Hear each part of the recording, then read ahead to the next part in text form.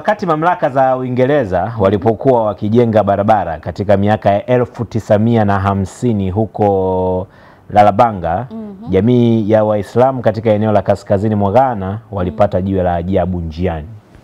Okay.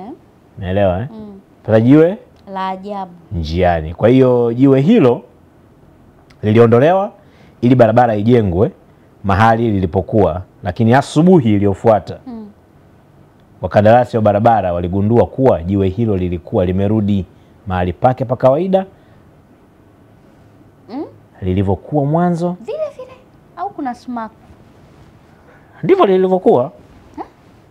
Kitu kinachovuta mpaka linarudi. Haieleweki, lakini wanasema kwamba wakandarasi walilihamisha jiwe hilo tena, lakini kwa mara nyingine lilirudi mahali pake pa awali. Hii ilitokea kwa siku 3 mfululizo, na wakati watawala walipofahamishwa juu ya uwezo wa ajabu wa hilo jiwe, wakandarasi waliamua kuliacha na wakalazimika kubadilisha mwelekeo barabara.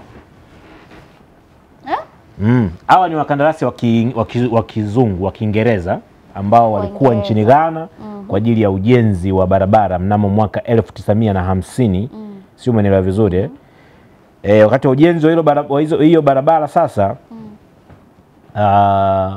kulikuwa na hilo jiwe hapo ambao unaliona hapo ambalo liliwalazimu kuhamisha mwelekeo wa barabara, kwa sababu kila walipojenga jiwe hilo kesho yake lilirejea na kuwa vile vile ambavyo lilifanyaje, ambavyo lilikuwa sawa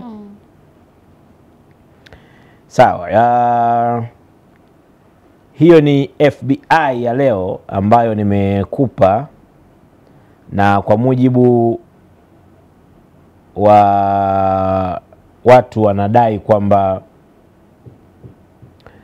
jiwe hilo huenda lina nguvu za kishirikina. Sababu haiwezekani linaondoka na then linarudi, linaondoka na then linarudi.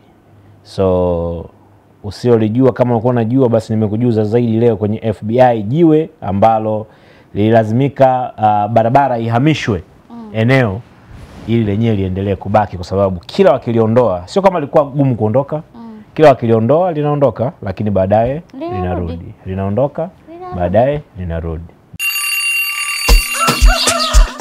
Morning Bantu.